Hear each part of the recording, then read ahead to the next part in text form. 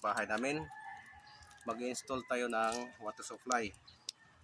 Galing dito sa bahay niya, old house niya, papunta doon sa bago niyang bahay. So yung materialis natin ito, yan, ito yan lahat. May mga T, coupling, elbows, tipon tip, red lead. So importante itong red lead kasi ito yung gamitin natin sa para hindi siya mag-leaking. Ito yung pupunta sa inodoro niya. Ito. At saka gamitin natin GI ito. Pero itatap natin siya sa ito, black hose. So itong black na hose na to, iti-thread natin to. Ang purpose nito is hindi tayo gumamit ng yung fittings na PVC kasi delikado yun sa leaking. So ito yung ginagamit natin.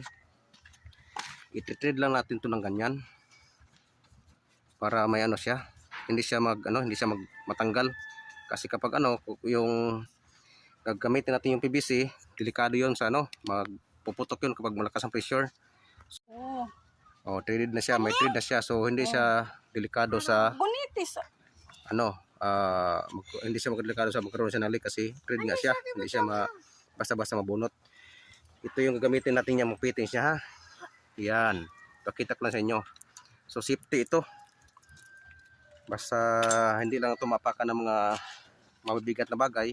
Safety talaga to, hindi to siya mag-leak kasi may pa siya, may red lead para safety talaga. Sige guys, yun lang muna, ha. Pakita ko sa inyo maya kung medyo tapos na yung tinatrabaho natin. Guba.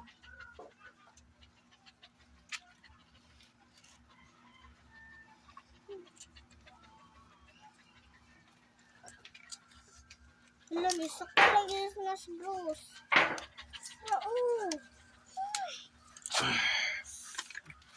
Ang ulo.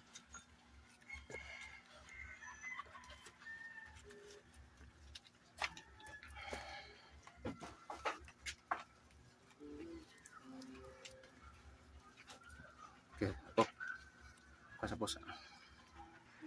Ganito ang pag-thread sa guys, sa PVC. Yan. Yan. Yan, safety talaga yan. Yan. Tapos ipihit natin sa para maglalim yung kanya.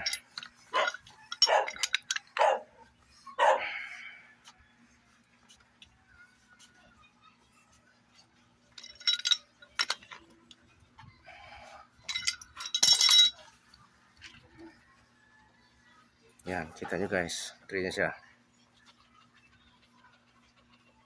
Yan. Makapal rin itong natin. Makapal yan, makapal. Kapal, no? Okay.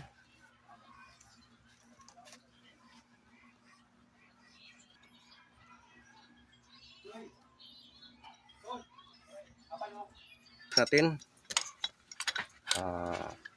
ito na yung lagyan natin yung gripo nya, saka punta natin sa kabila, patapusin natin doon. Yay.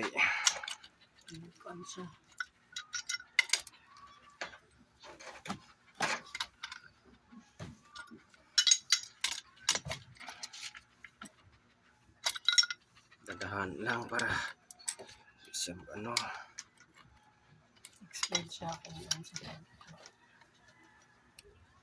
Okay guys, tapos na. Doon natin sa kabilang bahay. Ito na yun guys. Ito na yun. Yan. GI yung gamit natin. Yan. Patungo doon. Dito GI rin to. Para matigas siya. Pag dito GI.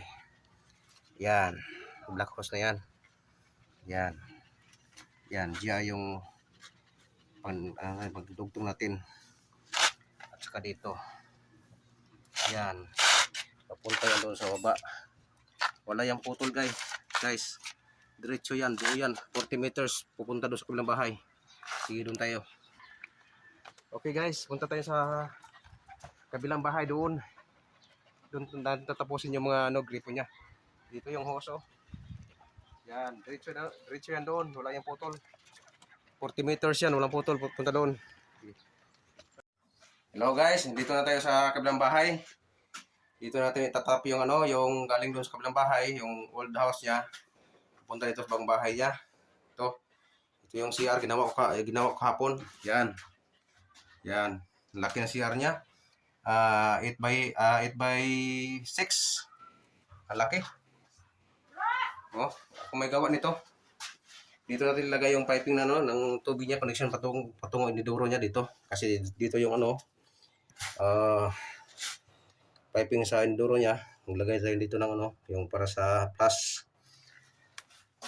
At saka dito yung pagripo para sa magligo at saka shower patungo diyan. Dito rin sa lababo niya. Ito rin. Yan. Ako rin na magawa nito. Yan, konkreto yan. Yan.